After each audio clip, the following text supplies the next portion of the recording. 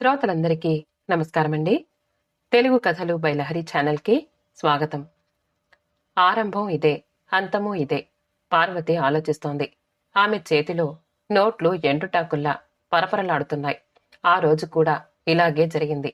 BA results వచ్చాయి. Newspaper ఎండుటాకులా పరపరలాడింది. అయినా ఆ కుర్రాడు ఐఏఎస్ అని మామయ్య నుండి ఉత్తరం రాగానే ఫోటో చూసి తను ఊ అనేసింది. ఫారిన్ రిటర్న్ అట. మా పారు ఎంత అదృష్టవంతురాలో.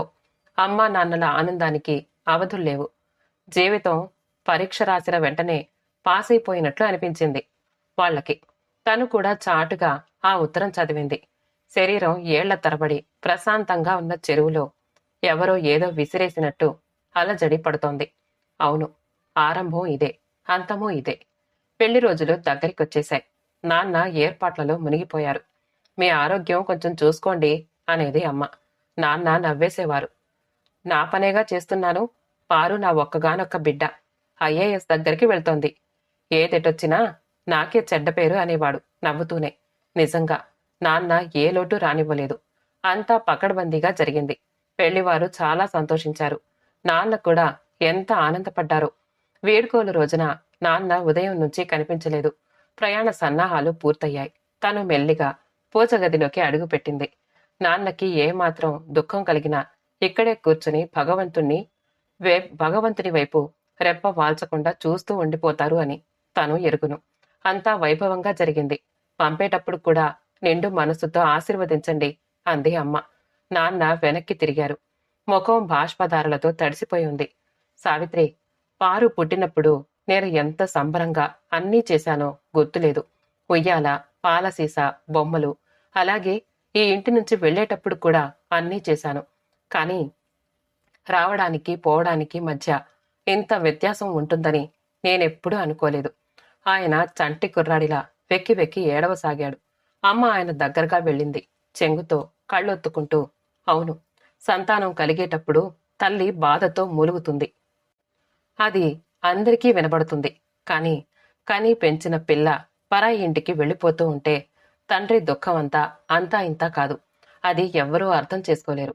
ఇలా ఎందుకు జరుగుతుందండి? ఎందుకు జరుగుతుంది? అమ్మ ఏడవసాగింది. నాన్న కళ్ళెత్తి చూశారు. లేచి నా దగ్గరగా వచ్చారు. పారు, నువ్వు అంతా మంచిగే జరిగింది. ఇదే నా ఆశీర్వాదం అనుకో. మగాడు 10 మందిలోనూ పగలబడి నవ్వి ఇంట్లో మాత్రం ఏకాంతం వెతుకుతూ ఉంటే అంతులేని బాధలో ఉన్నాడని తెలుసుకోవాలి. గుర్తుపెట్టుకో. అలాంటి మగాడి మీద రోషం చూపించకూడదు, జాలి చూపించాలి. ఆ రోజు తను కేవలం విన్నది కాని ఇప్పుడు తెలుసుకుంది.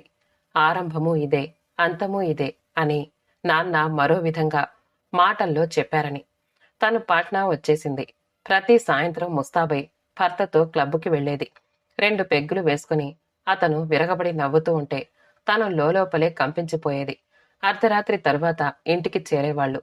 మీద గది నీతు, వివేక్లు పక్క గదిలో నిద్రపోతూ ఉండేవాళ్లు. పిల్లలిద్దరి మధ్యకు వెళ్లి పడుకోవాలి అనిపించేది తనకి. కాని అలా చేయలేకపోయేది. ఒక్క చూపు పిల్లల మీదకి విసిరేసి భర్త దగ్గరికి వచ్చేసేది. మరుక్షణం అతను తనని ఆక్రమించుకునేవాడు. నోరు విస్కీ కంపు కొట్టేది. కొద్ది కొద్దిగా ఆ మత్తు తన శరీరంలోకి దిగిపోయేది. ఇలాంటి మగాడి మీద రోషం చూపించాలో, జాలి చూపించాలో తనకి అర్థమయ్యేది కాదు. మమ్మీ, నువ్వు నా చేత హోంవర్క్ చేయించడం లేదు. రిజల్ట్ బాగుంటే మాత్రం ప్రోగ్రెస్ కార్డు చూసి గుడ్ అని ఊరుకుంటాడు డాడీ. బాగోలేకపోతే తిట్టిపోస్తారు. మధ్యలో నేనేం చెయ్యాలి మమ్మీ అంటూ ఉదయం ఫిర్యాదుకొచ్చేవాడు వివేక్. నీతూ ఏమీ అనదు. ఒకే ఒక్కసారి భయం భయంగా అంది, మమ్మీ, నువ్వు నాతో పడుకోవెందుకు? నాకు భయం వేస్తోంది అని. తను నిరత్తురాలయ్యింది. హృదయాంతరాళాల్లోకి తనకి ఏదో భయంగా ఉండేది.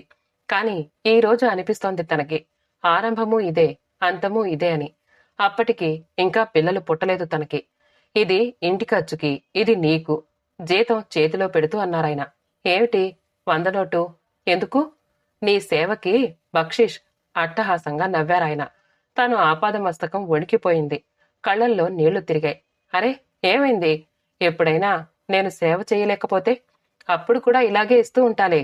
ఇది పాకెట్ మనీ, కేవలం ఖర్చుకి. తను శిలాప్రతిమలా నిలబడిపోయింది. ఈ డబ్బు ఇంటికి గాని నాకు గాని ఖర్చు పెట్టను అని మాటివ్వు. నీకే ఖర్చు పెట్టుకోవాలి. నా సంపాదనలో నీకు కొంత భాగం మీద పర్సనల్గా హక్కుంది. అందుకే ఇది నీకోసం అంటున్నాను. నన్ను కౌగిలిలోకి తీసుకుంటూ అన్నారాయన. తర్వాత పిల్లలు పుట్టారు. వాళ్లకి పాకెట్ మనీ ఇచ్చాక పో 100 నోటు తన వైపు చాపేవారు. ఎవర్ పాకెట్ మనీ అంటూ ప్రతి నెల ఈ తంతు జరిగేది చాలా కాలం. కానీ ఓ రోజు ఆయన ఆఫీస్కి వెళ్లిపోయాక స్కూల్కి తయారవుతూ వివేక్ వచ్చాడు. వాడి చేతుల్లో కొన్ని కరెన్సీ నోట్లు ఉన్నాయి. ఏమిటి విక్కు? వాడు మౌనంగా మాటలు వెతుక్కుంటున్నాడు. అనుకోకుండా వాడు ఆ నోట్లు నేలకేసి కొట్టాడు. After all I'm your son daddy. Son అని మాత్రం కాదు, నెల నెల పాకెట్ మనీ పేరుతో జీతం ఇస్తున్నారు. I hate this money. Neetu, నువ్వు కూడా పారే ఆ డబ్బు. నీతు నిశ్శబ్దంగా నిలబడిపోయి ఉంది. వివేక్ దాని చెంప చెల్లుమనిపించాడు. నువ్వు కూడా మమ్మీలాగే స్లేవ్ అయిపో. వాడు ఉద్రేకంగా అంగులు వేసుకుంటూ వెళ్లిపోయాడు. వాడి వెనకాలే ఏడుస్తూ వెళ్లిపోయింది నీతు. తాను దోచుకోబడ్డదానిలా అలా నిలబడిపోయింది. కళ్ల ముందే వివేక్ ఎంత ఎదిగిపోయాడు. అంతా ఆలోచిస్తున్నాడు, తెలుసుకుంటున్నాడు. కాని తనకి మాత్రం భర్త పార్టీలు, క్లబ్బులు అనే ప్రహరీలో ఏమీ తెలియలేదు. మంచం మీద బోర్లా పడి ఏడవసాగింది తను. అప్పుడే మంచం మీద కూడా నోట్లు ఉన్నట్టు తనకు తెలిసింది. వాటితో ఓ స్లిప్ కూడా ఉంది. With thanks to mummy and daddy. Neetu. Neetu యొక్క ముద్దులకే రాతను మరీ మరీ ముద్దు పెట్టుకుంటూ ఏడవసాగింది తను. కాని ఈరోజు అనిపిస్తోంది తనకి, బహుశా ఆరంభమూ ఇదే, అంతమూ ఇదే. ఆ రోజు సాయంత్రం తను క్లబ్బుకి వెళ్లలేదు.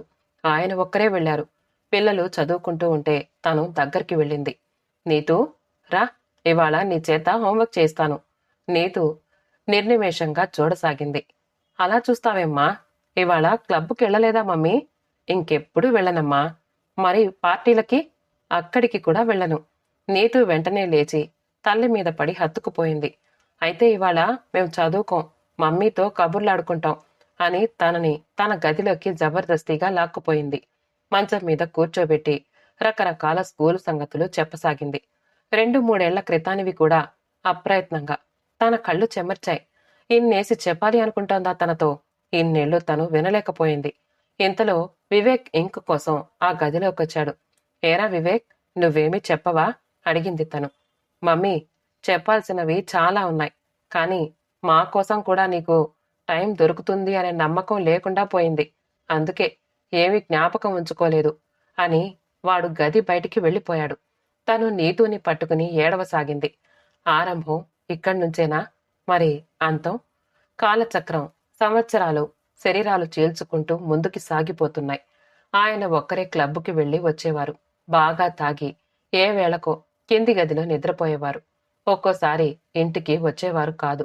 క్లబ్బులో ఎవరో ఒక ఆవిడతో ఏదో ఉందని పుకారు విని కూడా తను ఊరుకుంది. ఆయన రాని రోజు మాత్రం రాత్రంతా చికాకుగా గేటు దగ్గరికి ఇంట్లోకి తిరుగుతూ ఉండేది తను. అప్పుడు కిటికీకి జారబడి ఎన్నోసార్లు వివేక్ సిగరెట్ కాల్చటం చూసింది తను. వాడి చేతి నుంచి సిగరెట్టు లాగి విసిరేసే సాహసం తనకి కలగలేదు. రాత్రంతా నిద్రపోలేదా విక్కు? వాడి ఎర్రటి కళ్ళు చూసి ఉదయం అడిగేది తను. రాత్రంతా చదువుతూనే ఉన్నా మమ్మీ. ఎప్పుడు చూసినా నీ కళ్ళు కూడా ఎర్రగానే ఉంటున్నాయి. ఏ డాక్టర్ కన్నా చూపించుకోకూడదా? తిరిగి అనేవాడు వాడు. బాబూ, మీ మమ్మీ కూడా ఓ పరీక్షలో చిక్కుకుంది. ఆడది ఎంచుకుంటే ఎవర్ని ఎంచుకోవాలి? భర్తనా, పిల్లల్నా అనే ప్రశ్నకు నువ్వేదైనా సమాధానం చెప్పగలవా నాయనా అని అడగాలి అనిపించేది ఆ క్షణంలో ఆమెకు. కాని నోరు తెరవలేకపోయేది. రాను రాను ఎన్నో మార్పులు సంభవించాయి. నీతు పెద్దదయ్యింది. ఒకే ఒక విషయంలో మార్పు రాలేదు. ప్రతి నెల పిల్లలకు పాకెట్ మనీ, తనకో 100 నోటు. ఎన్నోసార్లు ట్రాన్స్ఫర్లు అయ్యాయి. అన్నిసార్లు ఆయన పాట్నా తిరిగి వేయించుకునేవారు. కాని ఇంటికి తిరిగొచ్చినా తిరిగి రానట్లే. తిరిగి రావడం, తన గదిలో తానుండడం. అప్పుడప్పుడు ఇంట్లో వాళ్ల కోసం కూడా కాస్త టైం స్పేర్ చేస్తూ ఉండండి. ఓ రోజు సాహసించి అడిగింది తను. టైం ఎక్కడుంటోంది? ఉద్యోగం చేసుకోనా? కెరీర్ చూసుకోనా? ఇల్లు చూసుకోనా? ఏ స్కూల్ మాస్టర్నో వ్యాపారస్తున్నో చేసుకుంటే 5 గంటలకి ఇంటికొచ్చేసి అంటి పెట్టుకుండిపోవడం. ఆ ఐఏఎస్ కావాలి, కారు కావాలి, బంగళా కావాలి.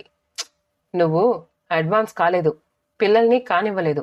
ఫారిన్ వెళ్ళి చూడు, పిల్లలు ఎంత ఇండిపెండెంట్గా ఎదుగుతారు. అంతా నాశనం చేశావు. ఈ మగాడి మీద రోషం చూపించాలో జాలి చూపించాలో అర్థం కాలేదు తనకి. అంతే, ఆనాటి నుంచి తాను శాశ్వతంగా నోరు మూసేసుకుంది. వివేక్ ప్రయత్నం వల్ల నీతుకి పెళ్లి నిశ్చయమైంది.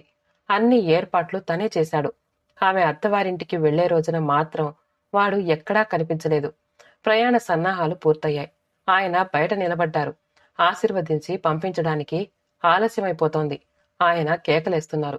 నీతుని త్వరగా తీసుకురావోయ్, లేట్ అయితే ట్రైన్ మిస్ అవుతుంది. Don't know the value of time. తను పరుగెత్తి నీతు గదిలోకి వెళ్ళింది. అక్కడా లేదు. తర్వాత పూజ గదిలోకి వెళ్ళింది. దేవుని విగ్రహం ముందు వివేక్ నిశ్శబ్దంగా కూర్చుని ఉన్నాడు. అక్కడే నీతు నిలబడి ఉంది. తన కాళ్ళు గుమ్మం దగ్గరే ఆగిపోయాయి. అన్నయ్య, ఆశీర్వదించవా? వివేక్ తల తిప్ప ముఖం బాష్పధారలతో తడిసిపోయి ఉంది. తనకి నాన్న రూపం గుర్తుకొచ్చింది. అమ్మ మాటలును. సంతానం కలిగేటప్పుడు తల్లి బాధతో మూలుగుతుంది. అది అందరికీ వినపడుతుంది. కానీ పెంచిన పిల్ల పరాయి ఇంటికి వెళుతూ ఉంటే తండ్రి దుఃఖం అంతా ఇంతా కాదు. అది ఎవ్వరూ అర్థం చేసుకోలేరు. ఇలా ఎందుకు జరుగుతోంది? ఆశీర్వదించడానికి బయట డాడీ ఉన్నారు నీతూ. డాడీ, ఆయన అందరి ముందు ఫార్మాలిటీకి నిలబడతారు. అందరి కోసం కంటతడి కూడా పెట్టవచ్చు. I hate him. నువ్వు నాకు సోదర ప్రేమ పంచిపెట్టావు. పితృవాత్సల్యం చూపించావు. నాకు నీ ఆశీర్వాదమే కావాలి అన్నయ్యా. నీతు ఏడవసాగింది. వివేక్ లేచి చెల్లెల్ని గుండెలకు హత్తుకున్నాడు. నీతు, నీ అన్నయ్యని మర్చిపోకు. నువ్వు వెళ్లేది ఒక ఇంటి నుంచి కాదు, ఒక సత్రం నుంచి. ఈ సత్రంలో మళ్ళీ అడుగు పెట్టకు. ఉద్యోగం రాగానే నేను కూడా ఈ సత్రాన్ని వదిలివేస్తాను. ఇద్దరూ ఒకరిని పట్టుకుని ఒకరు ఏడవసాగారు. పార్వతి ఆ దృశ్యం చూడలేకపోయింది. మరొక్క మాట కూడా వినలేకపోయింది. పరుగెత్తి తన గదిలోకొచ్చేసింది. మంచం మీద ఎన్నో నోట్లు పడి ఉన్నాయి. వాటితో పాటు ఒక slip. With thanks to daddy, Neetu. Neetu సత్రం బిల్లు మొత్తం చెల్లించింది అనుకుంది తను. నెమ్మదిగా తన అల్మారా వైపు వెళ్ళింది. ఒక మూల ఎన్నో 100 నోట్లు పడి ఉన్నాయి. తను వాటిని ఏం చెయ్యాలి? ఎవరికి తిరిగివ్వాలి? ఎలా ఇవ్వాలి? ఏడుపు ముంచుకొచ్చింది. ఏళ్ల తరబడి ప్రశాంతంగా ఉన్న చెరువులో ఎవరో ఏదో విసిరేసినట్టు శరీరం కంపించసాగింది. బహుశా చివరి కొనవీపిరికి ఇది కిరాయి. ఒక రోజున చెల్లించేయాలి. బహుశా అంతా ఇక్కడే ఆరంభం, అంతమూ ఇదే. కథ సమాప్తమండి. కథ నచ్చితే లైక్ చేయండి, షేర్ చేయండి, కామెంట్ చేయండి. మా ఛానల్ తెలుగు కథలు బై లహరిని సబ్స్క్రైబ్ చేసుకోండి. ఆల్ అనే బెల్ బటన్ని నొక్కండి. మళ్ళీ కలుద్దాం ఇంకో మంచి కథతో.